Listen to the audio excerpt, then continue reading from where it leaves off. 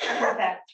Today we have Dr. Julien Thurin, coming from the University of Alaska, Fairbanks, right? To tell us about some uncertainty analysis in waveform inversion. Julien was graduated from the University of Grenoble, Alps, and then he started a postdoc fellow in Alaska. Now he's visiting here for a while. So please, it's yours now. Thank you for the introduction. Can I take the mask off? Cool. Okay, so thank you all for being here. I'm very happy to present the first Swift seminar of the season. So I'm going to mainly present the work that I've conducted during my PhD at the University of Grenoble. So I was part of the SciScope Consortium, which is a group of research that is focused on full waveform inversion application at the exploration scale. And I was working with Romain Brossier and Ludovic Métivier. So I'm going to start by briefly introducing full waveform inversion and what we try to tackle during this project, because I'm pretty sure there's not everyone is completely familiar with full waveform inversion. Okay, so I'll start with the observable that we have and that we are dealing with any kind of seismic tomography, really, which are the seismic observation. And for a very long time, most of the tomographic was conducted by using only time information, because if you know the time of your wave arrivals, you can infer for the velocity at which they travel, and then you can have an estimate of the subsurface structures. But when we do that, actually, we don't use a whole lot of the information that's left inside of the seismic trace. So we don't have the amplitudes, we don't have the phase information, and we are also basically limited to a very small section of the complete recordings. And so full waveform inversion tries to use the whole information to make the most out of the signal to reconstruct the subsurface. And so why do we bother about the whole wave packet? Because travel time tomography can give us some very nice information. So here we have a 3D model of a gas field that's being conducted with travel time tomography. So we can see that there's a low velocity layer here with a gas cloud just right here. And so here we have 3 horizontal sections from the top and those 2 white depths. And so that's using only travel time information. But when we move to full waveform inversion, and so using the whole complete signal, we see some very different features appearing. So we can see all the small layers that are within the gas clouds. We can also see a deeper inside of the reservoir. And what's also very striking is that now at the surface, we can see some traces of paleo channels. A bit deeper, we can see here scratches of glaciers on the surface of this sedimentary layer. And now what's also very interesting in terms of exploration is that we also can see inside of this gas cloud, so we can really see the limits, the contour of the gas cloud and a big fracture that goes through it, which we could not see with only travel time information. So that's the whole interest of using full waveform inversion. The cool thing is that it's not only for crystal scale exploration, it has been applied with a lot of success on regional scale application and even global scale. And so yeah, there's hopefully a bit for everyone in this presentation. And so one of the main problems with full waveform inversion really is that you start with a model and you end up with one model, and that's the unique solution that you get out of your inversion. And we know that we have to deal with only surface measurement that generally are sparse. So if we take, for instance, regional tomography, we can have seismic station everywhere, because mostly because of the oceans, for instance. And when we do exploration scale, we have generally only receivers at the surface. So we have a very imperfect illumination of a problem. And so given that, and given the fact that we can have several models that could explain the data equally as well, which means that we have a non-unique solution, not having uncertainty estimation is a problem. So it's something that's desirable, but because we have to work with very high number of parameters and very large scale projects, uncertainty estimation also becomes very challenging. And on top of that, during the whole development of seismic tomography up to the point we are now with full waveform inversion methodology, we don't have a very great track record of having uncertainty estimation applied. So the interest really grown for large scale application only a decade ago, while the technique started to be investigated in the 80s. And meanwhile, in another community, so the atmospheric sciences, we saw since the 60s the emergence of data assimilation. which is a set of tools that have been geared to estimate the state of a system and its uncertainty at the same time. So it's really focused, and it was motivated by the fact that the atmosphere is very unstable in time. So that's something that's been shown by Lawrence, who worked here at MIT. And basically, because the atmosphere is so unstable, you need to correct for your prediction with some observation when they become available. And so data assimilation proposed to do that. Here we have an example of an ozone forecast model, which is numerical modeling, the result of numerical modeling. And here we have some ozone observation in the atmosphere. And the goal of data assimilation is to combine them optimally by taking into account their respective errors to get what we call the analysis state, which is the optimal combination of information regarding both their respective coverage and their respective uncertainties. And the reason we think it is relevant for full waveform inversion is that because they had to deal with the same type of problem that we are dealing with in full waveform inversion. So namely large-scale problem, nonlinear problem, and dealing with sparse observations. So the big question of the work we conducted was, can we combine full waveform inversion and data assimilation for uncertainty estimation? So now that the motivation is out of the way, I'm going to first introduce briefly the theory of full waveform inversion and of the data assimilation tools we worked with. From this theory, we will see how we can combine both of them, even if they seem a bit unreconcilable, because they are very different type of methods in theory. And then we'll see the application that stems out of this application. So starting with the basic full waveform inversion workflow. So I won't go into the details of the equation, so it's just going to be kind of a visual guide. So in general, we acquire seismic data, so on the real Earth, that we don't know what are the parameters in the subsurface, and we get some seismic measurements. The goal of full waveform inversion is to take all the information from these measurements and to reconstruct what's in the subsurface. So to do so, we generally start with the initial model, which is hopefully the best idea you have initially of what's in the subsurface. So it can be often obtained from travel time tomography. In this numerical model, we can compute synthetic waveforms by solving the wave equation inside of the whole domain and then extracting the wave field at the receiver location. And once we have observed and calculated data, we can compute a misfit between this observed and calculated data. So full waveform inversion is formalized as a least square data fitting procedure between observed and synthetics, basically. And once we express the misfit, we can compute gradients and approximate the Hessian information, which then help us to iteratively modify the initial model so we can better fit the data at each iteration. So you can see here that the model has been updated.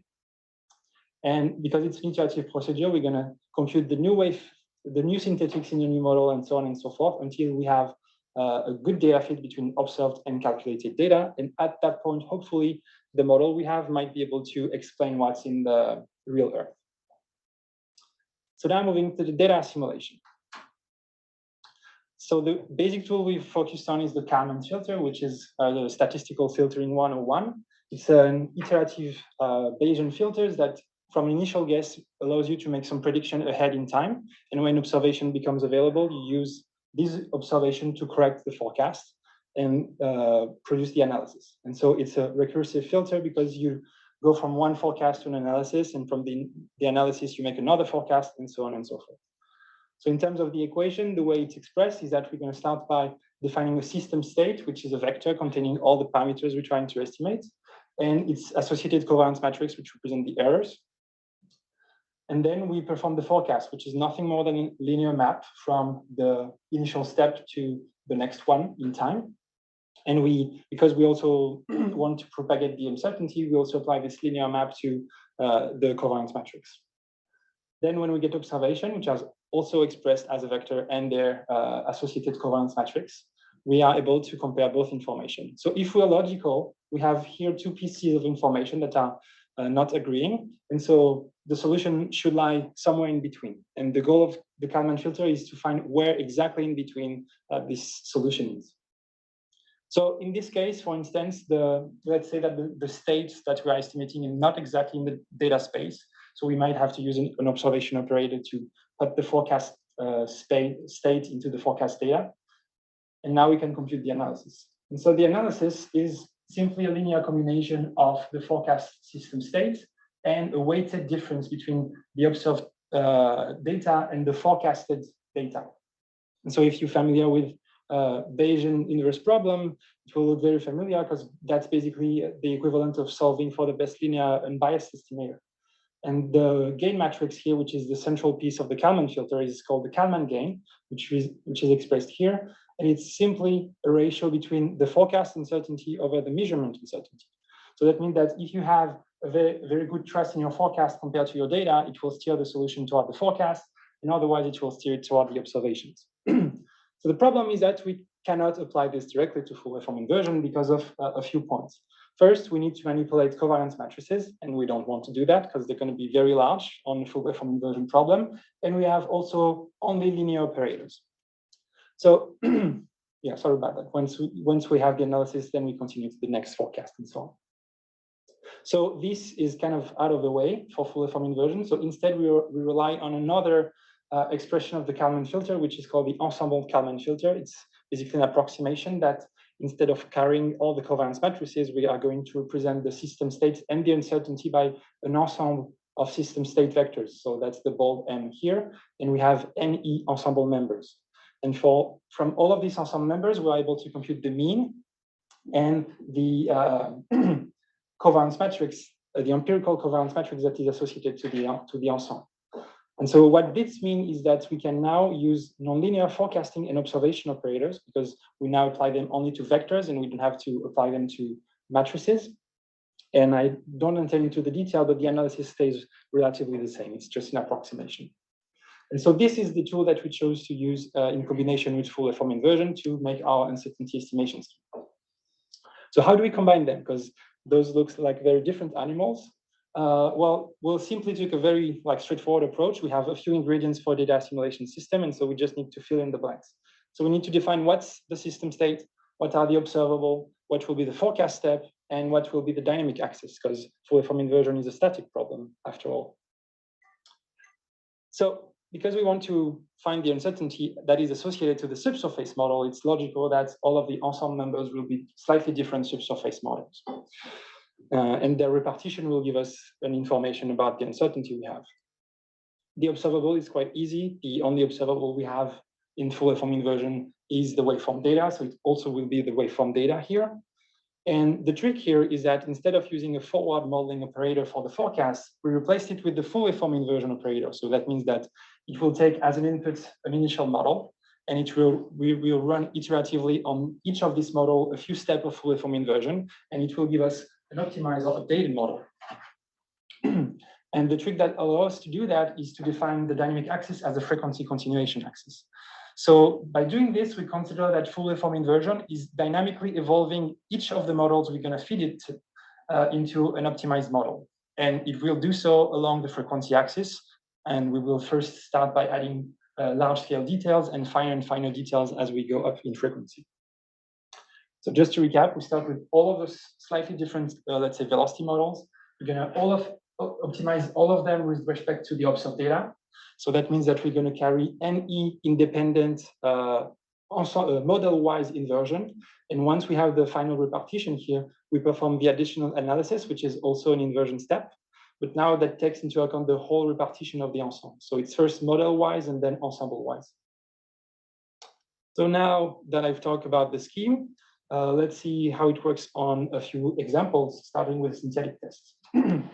So this one is the very famous Marmouzy model that's used a lot in benchmarking application for full waveform inversion. We worked here with 2D frequency domain full waveform inversion because we were in 2D was simplest and cheaper to just work with frequency domain. So instead of solving the wave equation in time, we solve for the Helmholtz equation. We do only acoustic modeling, so we're considering only VP. And we have 15 cycles of forecast and analysis with 600 ensemble members. So that means that it's effectively approximately 600 times more expensive than the conventional full waveform inversion. But we do this from 3 to 10 hertz. And during each of the forecasts, each of the ensemble members will undergo 5 nonlinear full waveform inversion iterations. So how do we generate the ensemble? So that's one of the key steps that we had to face during this project is how to design the ensemble optimally. Because we replaced the forecast by an inversion problem, we want all of the model to converge toward the good solution. So one of the key steps here is to make sure that you make some perturbation that won't go explore the full range of possible solution and split the ensemble, basically. So what we do is that we consider a good starting model is the way we would do for conventional waveform inversion, but we're going to add some Gaussian perturbation to them. So visually, let's simplify what we try to achieve. Here we have a misfit with 3 minimum, and we want to sample only the blue one. So the best thing would be to start not too far away from the solution. And so we would start here from this little star. When we create the ensemble members, we're going to clone this one and add the Gaussian perturbation. And let's say it's going to scatter the initial ensemble member around. And because the forecast is actually an inversion, what's going to happen is that they're all going to be attracted by the closest local minimum. And if we compute the mean, you see that the mean is doesn't mean anything statistically because we split the ensemble in 2. So one way of dealing with this is increasing the number of samples, because most of them will fall closer to the initial solution. But even when we do that, we see that there's still a couple of samples going there, and they are statistically biasing the mean estimate. So instead, we want to be kind of conservative with the perturbation we add, and they should not be too big. Otherwise, we're going to be ending up in a local minimum that you don't want to sample.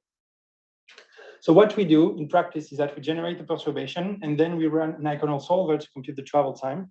And we want to avoid time shift more than half a period, which would call cycle skipping, which is one of the which is one of the causes for a lot of local minimum in full waveform inversion is when you are shifted for more than half a period. So here is an example of the initial mean we are starting with, which is a smooth version of the Marmouzy model. And here is the initial perturbation that we have added to this specific ensemble member. And here we have the initial state of the ensemble. So we have the ensemble mean, and here we have the diagonal of the covariance matrix that we don't have to store. We can just compute it on the fly. And it gives us the degree of diversity of solution within the ensemble. So high variance means that we have a high diversity, so high uncertainty, and low variance means that we have a good, that all of the ensemble members have come to an agreement, basically. So when we run the first forecasts, we start to add a little bit of details in the shallow parts of the model, and we also change a lot the variance map. In some places, the variance goes down, so that means that all of the ensemble converge. And in some cases, the variance goes up, which is something that unfortunately we could not avoid.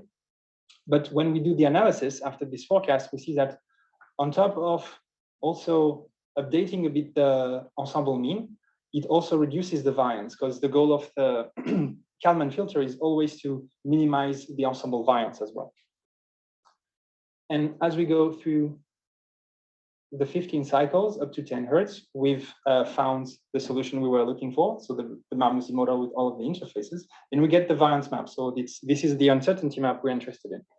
We see 2 big effects. The first one is linked to the geometrical spreading. We see that a lot of the diving waves here have sampled the center and the shallow section of the model, but we don't have a lot of wave going down here and being recorded at the surface. So we don't have a lot of constraint on this part of the model. And so that's why we have larger variance here. We also have very large variance values that are associated to those structures. And if we pick them and we get some local maximum of variance, and we put them on the velocity model, what we see that all of these very high variance values are associated to interfaces.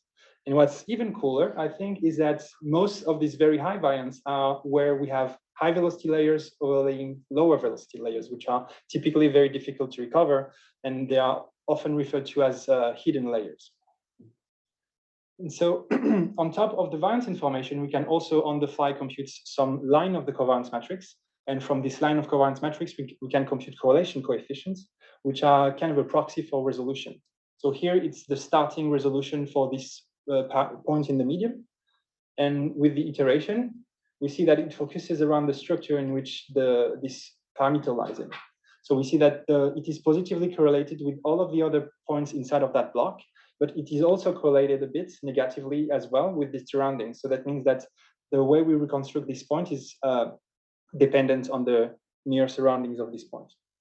If you take another point that is located along an interface with something a bit different, instead of focusing along a structure inside of a layer, it just focuses along the interface.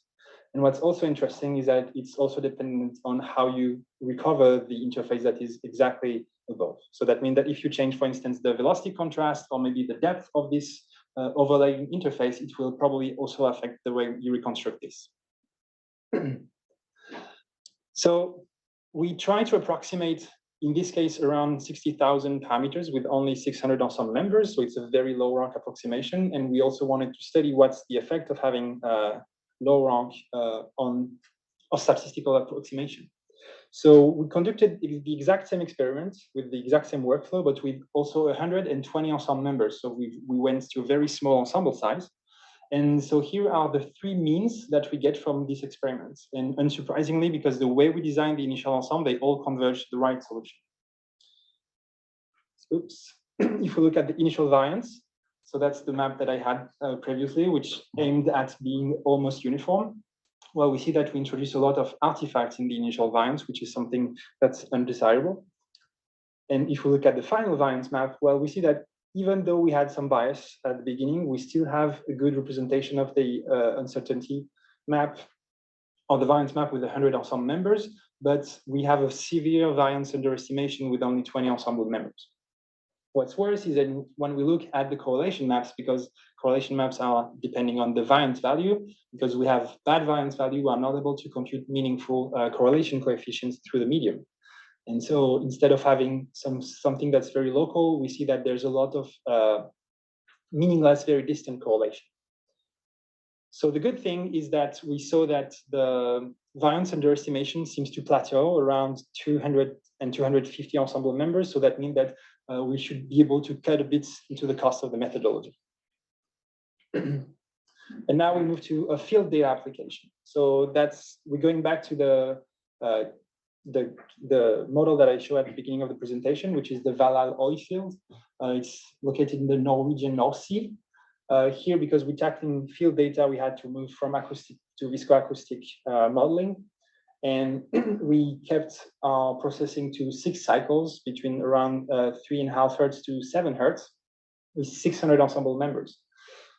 And because it was a bit more challenging to make it converge, instead of having only 5 full form iterations at each forecast, we increased it to 10. So the line we are looking for is a 2D line through a 3D acquisition that goes exactly above the gas cloud, which is kind of the centerpiece of this model. And here is a geological interpretation. So the gas cloud is of particular interest. The reservoir is containing chalk that is underneath. And it's a bit challenging to get some clear picture of the reservoir level because of the very strong contrast of impedance between the shale and the chalk. Here is the initial model that we will build the ensemble around. It's obtained by the travel time tomography I showed at the beginning. And here we have an example of the initial model and one of the initial Gaussian perturbation. And so note that here, to accommodate the very large contrast between the velocity at the upper unit and lower units, we've used a non-stationary Gaussian filter to accommodate for the wavelength of the perturbation to respect a few resolution criteria. And here's the initial variance. So as we iterate, we see that we recover some layers inside of the gas cloud, and we also have some details appearing in the bottom section, in the bottom unit. And we also see the variance map updated as it did with the Marmoussi. So it's less clear because the interfaces are less sharply defined as on the synthetic test case, but we can clearly see the effect of the geometrical spreading on the variance map. We see that there's a clear limit between the zone that's well illuminated and the one that is not well constrained by the waves. And what's also very nice is that we see that there's a clear inflection of this well-illuminated zone that correspond to the changes in ray path that are induced by the contrast of velocity here. If you do the same thing with peak local variance here, and we put them on the map, even though it's less clear, we can see that most of the local high local variance are located along interfaces, which confirms what we saw on the synthetic case. And as a matter of comparison, here's the results we've obtained from this ensemble approach, and that's the conventional full form inversion with the same type of settings. So we've tried to, so it's not a one-on-one comparison. This one is 100 times more expensive than this one, but we try to have the same number of full form inversion iteration in both cases. So the only extra steps here are really the analysis steps. If we look at the resolution now, well, we see also what we saw on the Marmouzy model. We have a good focusing around the point of interest. We also see that it's dependent on its surroundings. But now that we have a zone that is a bit more interesting, which is under the shell and chalk unit, what we see is that even though we iterate and we go up in frequency, basically we don't have any meaningful resolution information here. So that means that if we have access to these types of correlation maps, we can see where we are well resolved and the areas where we are not well resolved. So it should be a bit, you should be a bit cautious when you interpret this type of parameters that fall outside of the good elimination zone. And another interesting one is this one, where we clearly highlighted some finite frequency effects that play a role in the reconstruction of the parameters. Because we work with such limited, band-limited data, we can see that there's kind of a ringing pattern between positive and negative correlation, which we attribute to these finite frequency effects. And so now, because we were just like confirming what we saw on the Marmouzy model, we want to go a bit further away, and we added another parameter. Because data assimilation is very good at combining a lot of different observation, but also model parameters. And it's simply a matter of extending either the observation vector or the model vector. So here what we do is that instead of having each of the ensemble members defined as one velocity model, it will be a column vector with the velocity and the density, and which also means that the covariance matrix will now be a block covariance matrix with VP blocks and density blocks, and also the cross covariance terms that will be in the diagonal blocks. And other than that, we don't modify anything to the scheme. So here are the starting velocity and density. So nothing really surprising here. We converge and we refine both the velocity and density. And here what's happening behind the scene on the variance map. So that's the initial variance, similar to what we had previously. And the initial variance for the density. So it's very different because the way we defined the initial density perturbation are through Gardner's law. So they are tightly linked with how we define the velocity perturbation. So Gardner's law is a relationship between VP and density. So they have a very different profile. And through the sixth iteration, we confirm what we saw on the monoparameter test case, but we also see that the relative variance for the density is mostly sensitive to structure and not so much on the geometrical spreading effect. And so this is something that we kind of expect because velocity is more sensitive to diving waves and to all types of arrival, while we also know that density is very much more sensitive to short offset reflection, so going up and down, basically. Here are the effects of the multi-parameter inversion on the correlation. And we see also that the correlation length is very different and very characteristics for the velocity, where it focuses along the interface, while we have a clear depth undetermination, basically, that is likely due to the way the density is sensitive to several types of waves. So that's the way we kind of try to explain these different types of solution. VP is sensitive to all type of paths and mostly on diving waves that we saw on the previous application, and density is most sensitive to short spread reflection path. And so that's why we think there's a good determination on the horizontal axis, but not so much on the vertical one. And here are the density maps for the ensemble method and for the full waveform inversion method. And to go a bit further than just visual comparison, we also compare data fits. So here we have 3 images from the initial, the full waveform inversion, conventional one, and the ensemble application. The black and white shows the field data, and in blue and red, we have the synthetics. So blue means good, red means bad. If you see a lot of red, it means that you have misaligned phases. So in the initial model, we saw that we have a hard time explaining a lot of the arrivals, a lot of the reflections, and a lot of arrivals are just not well characterized. With full waveform inversion, we improved a lot on the initial model. But what's interesting is that the Ensemble Kalman filter is also able to enhance some short offset reflection, as well as some transmitted waves and some deeper later arrivals as well.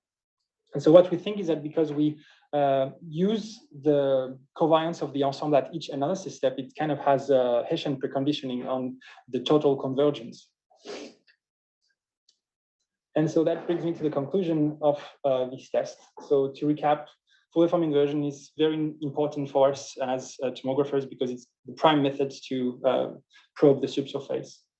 The problem that we have with full waveform inversion is that it lacks systematic uncertainty estimation. So most of the method that has been proposed are extra steps that not a lot of people take the time to do.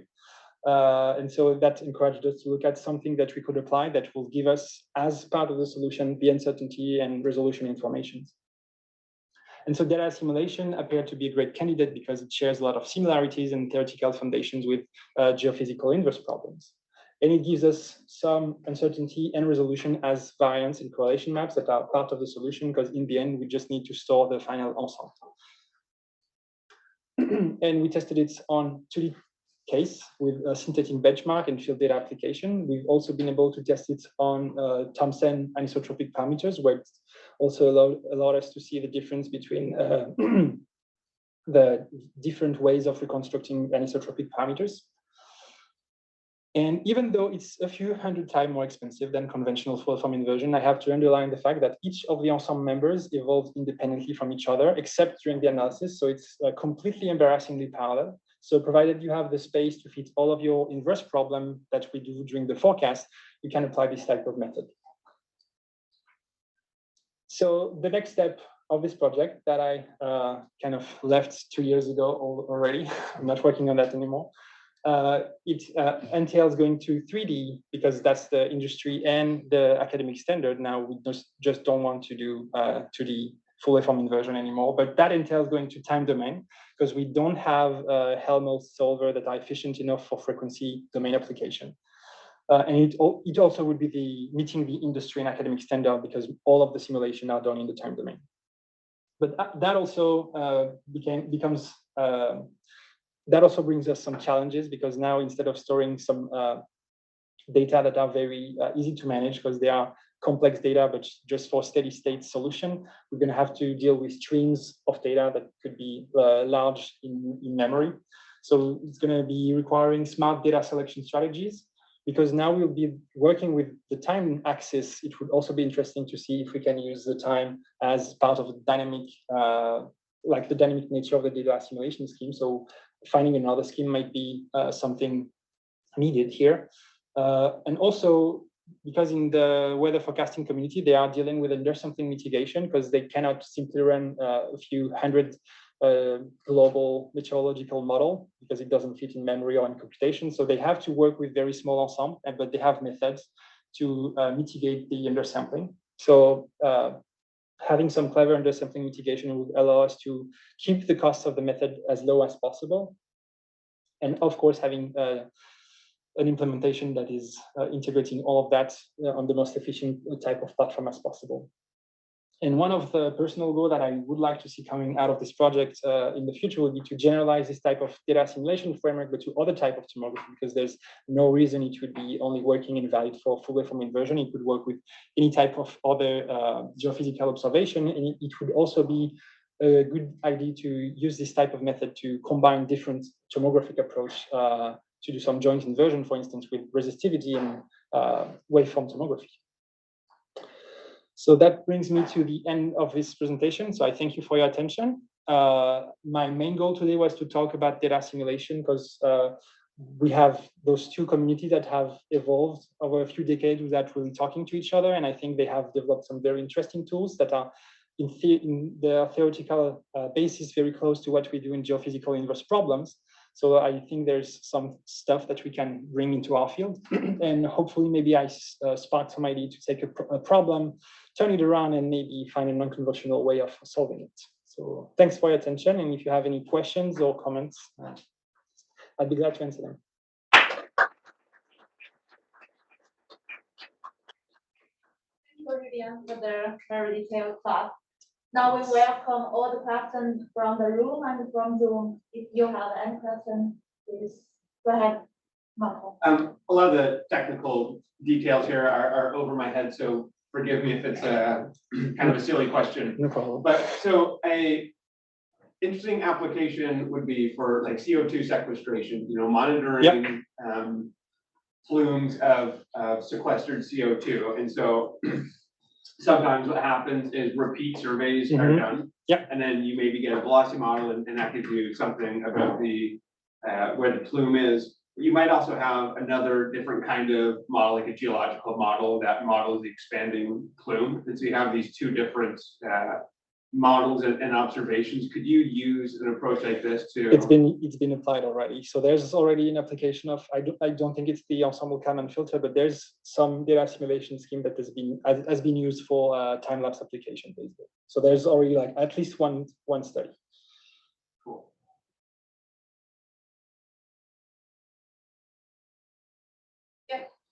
Yes, yes. So just a kind of technical question.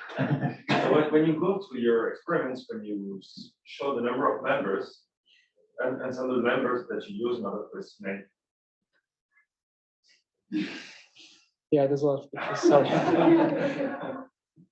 Oh yeah. Here. Okay, thanks. So just I think I did not understand how you select members out of the model. So is it the random pick? Yeah. Each iteration, is it different at each iteration or is it the same? No, they're all the same. So each of the next step ensemble members are inherited by the previous step. Okay. So you first run all of the independent inversion. Then there's the big inversion that takes all of the repartition all together. So it takes into account the variance of each of the parameters. It updates all of the models. And then you start from there to make the next forecast. Would you gain information by selecting randomly different members, or maybe by stacking several parallel estimation with different members? I mean, it's not exactly the same as dealing with all members at the same time, right? Mm-hmm. Would you gain information from this? Well, the challenge, basically, if you can like regenerate ensemble members randomly at each cycles, well, you would have to find a way to, I mean, basically, you would need to change the way you create the perturbation at each step, because if you consider higher frequency data, you're going to have to make some perturbation that correspond to the resolution criterion for the perturbation wavelengths. So it's easier to just like create perturbation at the beginning and let all of the ensemble converge toward a solution. Oh, I see. Okay. So one of the difference with data assimilation is that generally the information that you use during the analysis is actually different from what you have in the numerical model. So you add information by doing the analysis. And what we do here, because we've replaced the forecast by an inverse problem, is that we use the observation twice. So that's one of the main difference with like regular data assimilation application. Yeah. So it seems like you're very sensitive to where that initial model is and how you perturb that initial model to actually make sure that the mean that your quote unquote final answer, if it actually is representative of the global minimum that you really want to get at. So how, I guess my question is how do you go about making sure that you are in that right space so that you can follow the gradient to the right? You can't. Endpoint? Yeah, so I guess my question is how do you grapple with that problem?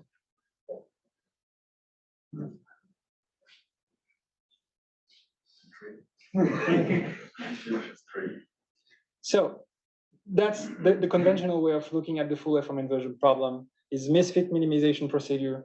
What we do in general is that we start from the best initial model we can. Usually it's coming from travel time tomography because it's the problem is not as ill posed as it sounds. Travel time tomography is kind of easy. And so you get to the minimum. And so there's two ways of looking at uncertainty estimation. If you do local optimization, which is kind of the type of approach we have, it's also local optimization. Well, what we do is that you try to estimate the Hessian locally. And if you get the estimation of the Hessian, it will give you basically the curvature of close to your local optimum. And it will give you the trade-offs between all of your parameters, where you are sensitive to shift in the misfit or not. And so what our method achieves, even though there's an ensemble and it looks like it is kind of a stochastic or global approach, is that we have a low rank estimate of the Hessian as we go during the inversion, instead of having it at an extra step we do at the end of the inversion.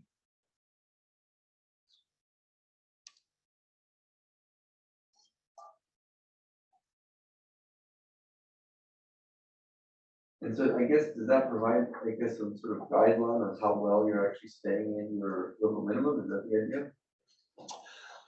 if you can estimate that for the ensemble of models every time, then Well, that's what I think leads because basically what we do when we compare full waveform conventional approach with the ensemble one is that we have the same inversion parameters. So each of the ensemble members had the same number of nonlinear full waveform inversion iteration, yet the ensemble converges a bit further than just the conventional full waveform inversion, which is not something you would expect if you would just like take an average of like completely random stochastic full waveform inversion. And the way this is done is because during the analysis, all of the ensemble members are kept like in coherency basically. And so, and that's why we think it's kind of a Hessian preconditioning, is because we have at each step some local covariance information. It's used during the analysis actually to converge a step further than just the nonlinear full waveform iterations.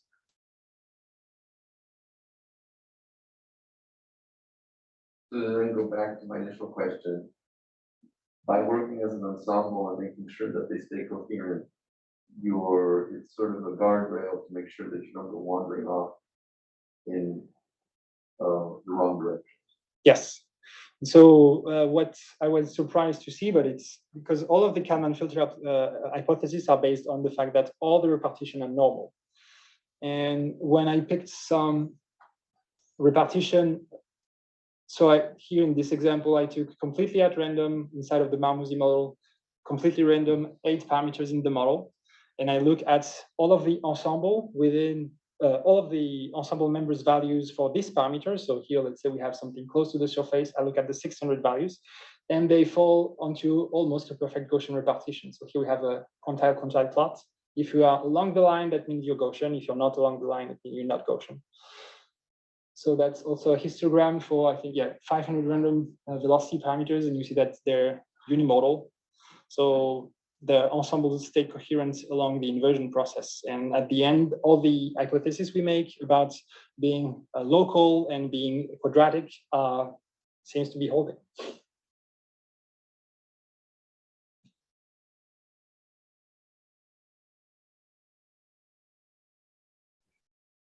Do we still have? I'm sorry. I have a question about global tomography. Do you think so? Are there errors that are estimated on the global model that you showed at the beginning? I think the best they can do at this scale at the moment is to do some checkerboard tests or like basic resolution analysis. So there are no posterior, and so there are no product of the inversion that will give you an error. No, one of the only application that is large scale that I know of regional tomography is from Omagataz, and they are doing, so they're not doing an approach like we do. They do like, they basically estimate the local Hessian at the end of the inversion. So that means that they need to find a way to estimate the second derivative of the cost function without having to explicitly compute it because it's too expensive. And they are actually very successful and get some very interesting results about resolution, but that is based on basically posterior information. And so how, in terms of data size of memory computation power, how possible is it to apply some similar method to global tomography? Is it too big to do something like this? Well, you could, for instance, start with travel time tomography. Why not? So the forward model will actually be almost free. So it would give you at least a good idea of like your initial model uncertainty. So that would be something interesting to do. But in terms of application, so I know, so I'm a bit far away from the project since I finished my PhD. I contacted Romain Brossier and Ludovic Métivier. They have a postdoc working on the application on time domain. And so they're telling me that they've made some progress, but they haven't published anything yet. So I'm kind of curious what they will be coming up with. Okay. We have some questions. About the ensemble that you use, so you actually have an ensemble that follows that really the inversion. Have you thought of there any work that uses more like kind of a Monte Carlo approach? So you just have like you have your initial guess, and you randomly move around, like change the shape of your waves or so, like would that be cheaper maybe for the 3D, for example? So the Monte Carlo approach here. So there's a lot of global optimization that have been tried, especially in the later years. So for instance, about Monte Carlo, there's a group in Zurich working with Andreas Fischner that are working on Hamiltonian Monte Carlo, which is kind of the most effective way of doing Monte Carlo sampling. And one of the big problem with those methods is because they are very, very sensitive to the number of dimensions they're working with. One of the tricks they have to do is to reduce the parameter space. And so they reduce the resolution, which kind of goes against the philosophy of waveform inversion, which is to find like the most details possible. So all of the study that I've looked when I did my bibliography on that is that they all the time they are kind of reducing the resolution power to be able to afford the computation, but then you lose the interest of doing full waveform inversion at the highest resolution possible. So it's an alternative way of doing. I think it's also probably the most elegant way of doing it, but we don't have the horsepowers to like do some realistic application in 3D with all the details possible. And are there other ensembles that are used? Well, all of these type of applications, so genetic algorithm, particle swarm optimizations, they're all based on stochastic sampling, which work with heuristic methods. So you're going to have some ensemble of particle inside of the misfit space, and they can kind of communicate with each other, the local misfit information that helps going down the misfits. But most of those methods are struggling to go beyond like 10,000 unknowns. And the full waveform inversion, when you look at some regional global scale or like 3D exploration scale, it's way beyond that. It's around like several millions of parameters. And something that's encouraging is that typically in numerical weather forecasting, they are dealing with like 10 to the power 9 parameters to estimate, and yet they manage to like keep track of the cost and everything and have their uncertainty estimation. So I hope that we can do as good as they're doing.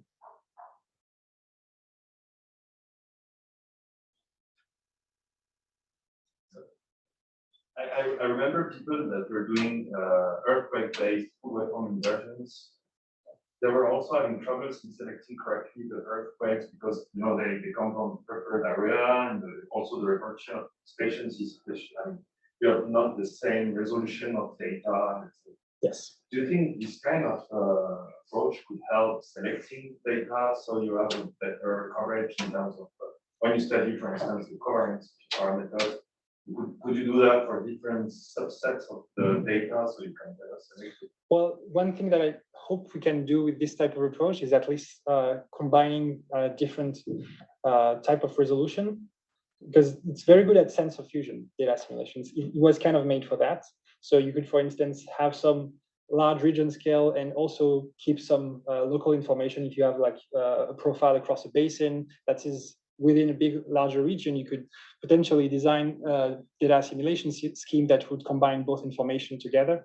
And also what's interesting is that because of the measurement noise matrix, you can also weight naturally the station that have a high signal to noise ratio and kind of eliminate the one that don't bring the good information. But you would have to first estimate kind of the quality of each station before using them. But if you know that you have a few garbage stations, but you still want to use them, you could just like modify the measurement noise matrix accordingly, basically. If we don't have any question from the room, we now welcome some question from Zoom. I don't know if they can hear me clearly on Zoom. Could you repeat it if they have a question on Zoom? Do you have any question on Zoom? Hi, Julien. This is Zhen Dong. So I'd like to know in the forecasting step. So like, how did you decide the steps for the full waveform inversion? Do you need to convert it, or do you need a few steps of full waveform inversion? So thanks for the question. So we actually need not too many iterations because we still want to maintain a bit of diversity within the ensemble. We don't want all of the ensemble members to collapse because we iterate like crazy on all of these starting ensemble members, because ultimately they will all go down to the same solution if they are starting in the vicinity of the same model. And so that's something we had to kind of find by trial and errors, but basically a couple of nonlinear LBFTS iterations was something that was optimal in that case. And it would be a bit less than what you would maybe typically use for just a conventional waveform inversion, where you like benefit for doing more iterations. So it's also a bit difficult to compare one-to-one, just conventional method and this ensemble application, because they're not strictly one-to-one thing. Thank you. And the dynamic axis at the current implementation is the steps of the nonlinear inversion, right? They're more the. Let's do this.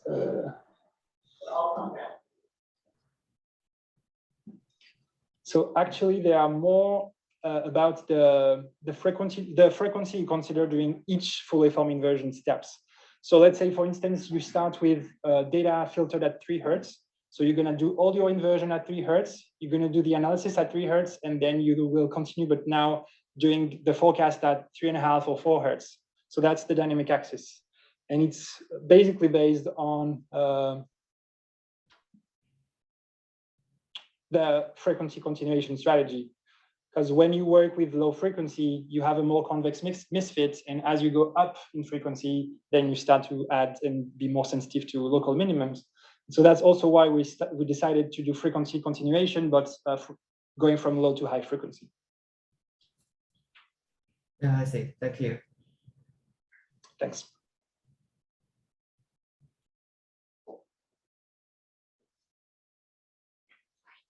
We still have some questions from Zoom. Any other questions or comments? If there's no more questions, we have lunch box over there. Thank you very much, Julien, for